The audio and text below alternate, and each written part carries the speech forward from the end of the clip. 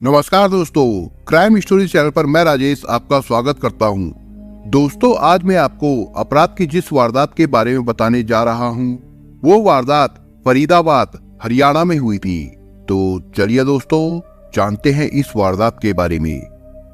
1 अक्टूबर 2021 की रात के करीब 11:30 बजे फरीदाबाद के गोचड़ा का रहने वाला गगन अपने परिवार के साथ खाटू श्याम के दर्शन करके घर लौटा था। गगन हर साल इसी समय के आसपास अपने पूरे परिवार के साथ खाटू श्याम मंदिर में दर्शन के लिए जाया करता था। उस मंदिर के प्रति उसकी आस्था बहुत थी। वो इसी साल अपनी माता सुमन, बहन आयशा, छोटे भांजे सक्षम और दोस्त राजन शर्मा के साथ मंदिर में दर्शन करके लौटा था। गगन राजन के साथ ही फरीदाबाद सेक्टर 55-56 में प्रॉपर्टी डीलिंग और पुरानी गाड़ियों की खरीद फरोख्त का काम करता था। इससे पहले गगन अपने परिवार के साथ फरीदाबाद सेक्टर 55 में किराए पर ही रहता था, लेकिन इसी साल सितंबर में उसने गोठड़ा में किराए के एक मकान में, जो कि एक पूर्व सरपंच का मकान है, वहां रहने लगा था। उसके पुराने घर से इस नए मकान के बीच करीब 30 मिनट पैदल की दूरी थी। 21 अक्टूबर को मंदिर से दर्शन कर देर रात घर लौटने की वजह से गगन ने राजन को अपने घर पर ही रुकने का आग्रह किया था, क्योंकि रात बहुत हो चुकी थी और वो अपने इलाके में देर रात होने वाली घटनाओं और वारदातों के बारे में अच्छे से जानता था। राजन ने भी गगन की बात मान ली और वो रात में उसी के घर रुक गया। देर रात को लंबा सफर करके लौटे सभी लोग पहले फ्रेश हुए और हल्का फुल्का खाना खाकर वे सब सोने के लिए अपने अपने कमरे में चले गए। आयशा व उसकी माँ सुमन मकान में नीचे के कमरे में सोने चली गई और गगन, राजन व सक्षम पहली मंजिल पर सोने चले गए। सब थके हारे थे तो हर किसी को जल्दी नींद आ गई और सभी गहरी नींद में सो भी गए। बस सक्षम ही रात को जागा हुआ था। नींद तो सक्षम को भी बहुत तेज आ रही थी, लेकिन वो किसी का बहुत बेसब्री से इंतजार कर रहा था। वो रात को जगे हुए अपने मम्मी के फोन में गेम खेल रहा था। रात के करीब 2:30 बजे के आसपास उसका फोन बजा। इससे पहले कि फोन की घंटी हर किसी को नींद से जगा देती कि उससे पहले ही सक्षम ने तुरंत फोन उठा लिया। ये उसके पिता नीरज चावला का फोन था। सक्षम ने फोन कर फुसफुसाते हुए कहा, हेलो पापा। नीरज अपने बेटे को पुचकारते हुए बोला, अरे मेरा बेटा कैसा है? खाटू श्याम घूमकर आ गए सब? कैसा लगा वहां घूमकर? मजा आया? सक्षम ने फिर से फुसफुसाते हुए अपने पिता के सवालों का जवाब दिया। जी पापा, वहां तो खूब मजा आया। काश आप भी हमारे साथ होते तो और मजा आता। हमें तो काफी रात हो गई थी वहां से वापस आते हुए। ये सुनकर नीरज ने कहा, कोई बात नहीं बेटे, सुनो, जो हमारी बीच बात हुई थी तुम्हें याद है ना? सक्षम ने उत्सुकता के साथ कहा, जी पापा, मुझे याद है। आप क्या लाए हो मेरे लिए? नीरज ने जवाब दिया, वो तो सरप्राइज है मेरे बच्चे। मैं अभी तुम्हारे घर के बाहर ही खड़ा हूँ। नीचे आकर दरवाजा खोलो और अपना गिफ्ट ले जाओ। और हाँ, किसी को इस बारे में बताने की जरूरत नहीं है। ये गिफ्ट स्पेशल तुम्हारे लिए मंगवाया है। अब जल्दी से नीचे आकर अपना गिफ्ट ले लो। इसी बहाने मैं अपने बेटे से भी मिलूंगा। अपने पिता के द्वारा लाए हुए गिफ्ट की बात सुनकर सक्षम के मन में खुशी का कोई ठिकाना नहीं था। वो तुरंत अपने बिस्तर से इस तरह से उठा कि किसी और को उसके उठने की भनक तक नहीं लगी और वो जल्दी ही नीचे दरवाजे की ओर भागा। धीरे से सक्षम ने अंदर से लगी दरवाजे की कुंडी खोली और धीरे से दरवाजा खोला। उसने देखा उसके पिता दरवाजे के ठीक सामने अपने हाथों में एक थैली लिए खड़े थे। सक्षम के दरवाजा खोलने पर नीरज ने झुककर उसे पहले अपने गले लगाया और फिर फुसफुसाते हुए उससे पूछा, कोई जागा तो नहीं बेटा? सक्षम ने भी उसी तरह से नीरज को जवाब दिया, नहीं पापा, कोई नहीं जागा है। ये सुनकर नीरज ने सक्षम के कंधे पर हाथ रखा और घर के अंदर आ गया। सक्षम को ये देखकर थोड़ा अजीब लगा। उसने अपने पिता को रोकना चाहा, लेकिन वो कहाँ रुकने वाला था। उन दोनों के अंदर घुसते ही बाहर से एक और आदमी मकान में आ घुसा। ये शख्स नीरज का दोस्त लेखराज था। लेखराज के अंदर आते ही उसने भीतर से मुख्य दरवाजे की कुंडी बंद कर दी और भागकर पहली मंजिल पर जा पहुंचा। लेखराज को देखते ही इससे पहले कि सक्षम कुछ कहता, नीरज ने उसके मुंह पर हाथ रख दिया और उसे अपनी गोद में उठाकर उस कमरे की ओर चल पड़ा जहां उसकी पत्नी आयशा और उसकी सास सुमन सोए हुए थे।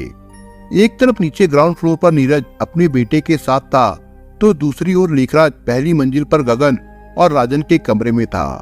लेखराज ने अपनी कमर से एक देसी तमंचा निकालकर सोते हुए राजन पर गोली चला दी।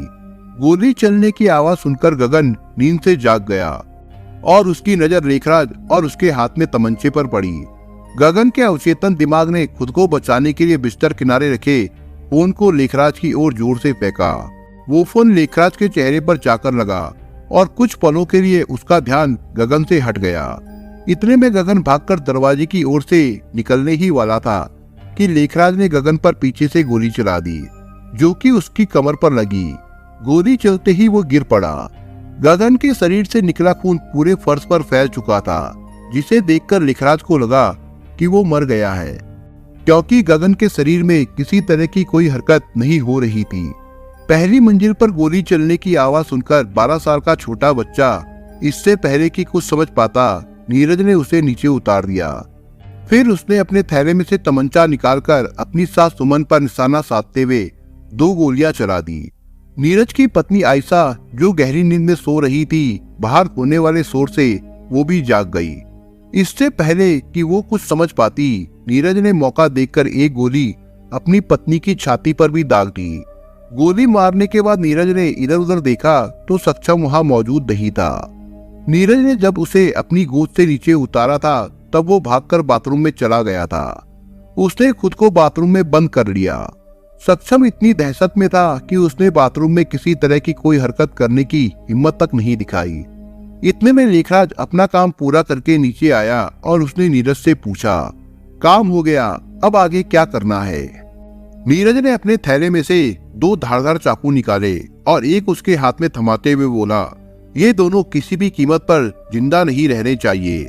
इन्होंने मेरा जीना हराम कर दिया है, इसलिए इन्हें पूरी तरह से खत्म कर दो।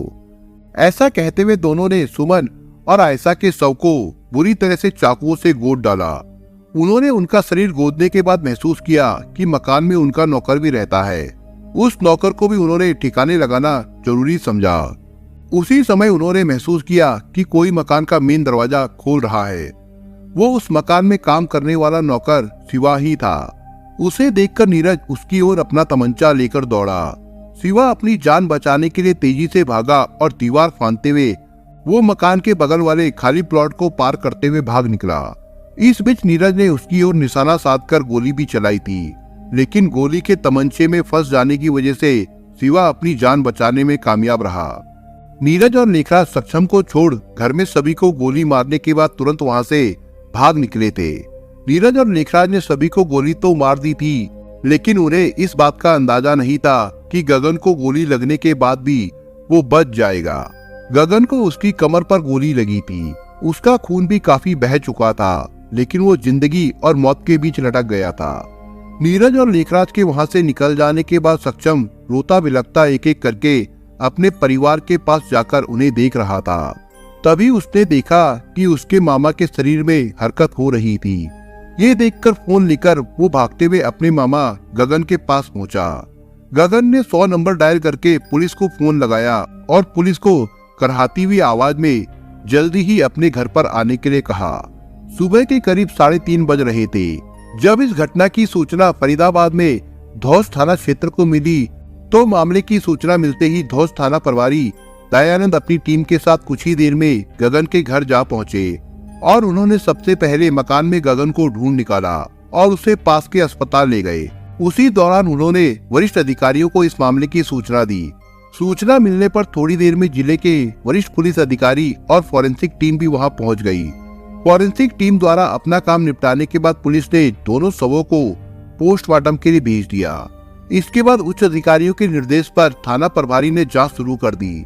पुलिस ने सक्षम से उसके पिता का मोबाइल नंबर लेकर टेक्निकल टीम को दे दिया। टीम ने ट्रेसिंग करके नीरज की लोकेशन का पता लगा लिया। घटना के 9 घंटे बाद डीएलएफ और धौज की क्राइम ब्रांच की टीमों ने 22 अक्टूबर को एनआईटी फरीदाबाद से दोनों आरोपियों को गिरफ्तार कर लिया। इस हत्या के दोनों आरोपियों को गिरफ्तार करने के बाद उनसे पूछताछ के दौरान इस पूरे हत्याकांड की वजह सामने आई। दरअसल नीरज और उसकी पत्नी आयशा के जीवन में सब कुछ सही चल रहा था, लेकिन नीरज के मन में आयशा को लेकर उसे शक होता था। आयशा अक्सर अपने बचपन के दोस्तों के साथ फोन पर बातचीत किया करती थी। कई बार वो बातों में इतनी मशगूल हो जाती थी कि आयशा का ध्यान नीरज पर होता ही नहीं था। इसके अलावा आयशा खुले दिमाग वाली होती थी।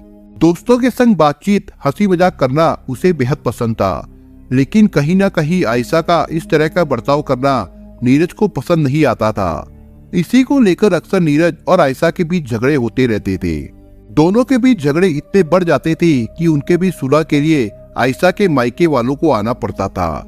इसी बीच पिछले साल नीरज ने आयशा के भाई यानी अपने साले गगन से 10 लाख रुपए उधार भी मांगे थे। NIT फरीदाबाद का रहने वाला नीरज अपने इलाके में एक टेलर मटेरियल की दुकान खोलना चाहता था, जिसके लिए उसे पैसों की जरूरत थी। उसने गगन से पैसे लेकर साल भर में वापस करने की बात भी कही थी, लेकिन जब 1 साल से ज्यादा का समय हो गया तो गगन नीरज को पैसे लौटाने के लिए कहने लगा।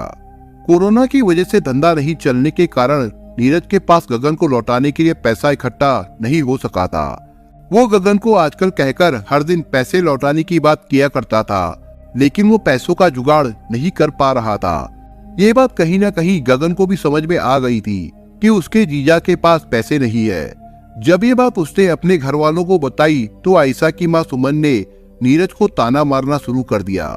सुमन और गगन के साथ साथ आयशा को जब भी कभी मौका मिलता वे सब उसे पैसा लौटाने के लिए कहते, नहीं तो उसे किसी न किसी बहाने वे सब ताने मारते थे।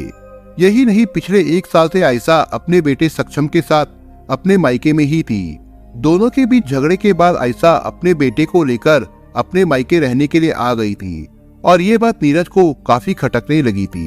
ये सब देखते हुए और इन्हीं सब चीजों से परेशान होकर उसने इस हत्याकांड की प्लानिंग अपने दिमाग में ही रच ली थी।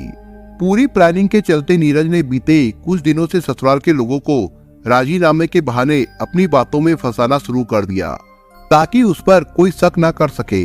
इसी के चलते 15-16 दिन पहले नीरज ससुराल के लोगों से राजीनामा करने के बहाने उनकी कोठी पर गया और पूरी कोठी को अपनी नजरों में उसने उतार लिया। उसने इस हत्याकांड को अंजाम देने के लिए पैसों का लालच देकर अपने करीबी दोस्त लेखराज को भी इसमें शामिल कर लिया था। इस हत्याकांड को अंजाम देने के लिए नीरज ने 1 महीने पहले हापुड़ से 35,000 रुपए में 2 देसी तमंचे, 2 चाकू और कुछ कारतूस खरीद लिए थे। नीरज ने कभी ना ही हथियार रखे थे और ना ही चलाए थे, लेकिन पत्नी के चरित्र और पैसों के लेन देन के चलते तीनों की हत्या करने के लिए उसने तमंचा चलाना भी सीख लिया था। फिर उसने 21 अक्टूबर 2021 की रात को घटना को अंजाम दे दिया। कोई भी जीवित ना बचे, इसलिए नीरज और लेखराज ने गोली चलाने के साथ साथ चाकुओं से भी वार किए थे। सास सुमन को 1 गोली लगी और चाकू से कई वार किए गए थे। आयशा को 2 गोली लगी थी। राजन शर्मा को 1 गोली सीने में लगी थी, जबकि गगन के कमर में गोली लगी थी। नीरज को अनुमान था कि इस गोली से गगन की मौत हो जाएगी, लेकिन वो जीवित बच गया। दोनों आरोपियों से पूछताछ करने के बाद पुलिस ने उन्हें न्यायालय में पेश करके जेल भेज दिया था। दोस्तों, आप अगर चैनल पर नए हो तो आप चैनल को सब्सक्राइब करने के साथ कमेंट बॉक्स में इस कहानी के बारे में अपने विचार जरूर लिखिएगा। मिलता हूँ एक नई कहानी के साथ, तब तक के लिए अपना ख्याल रखिएगा। धन्यवाद।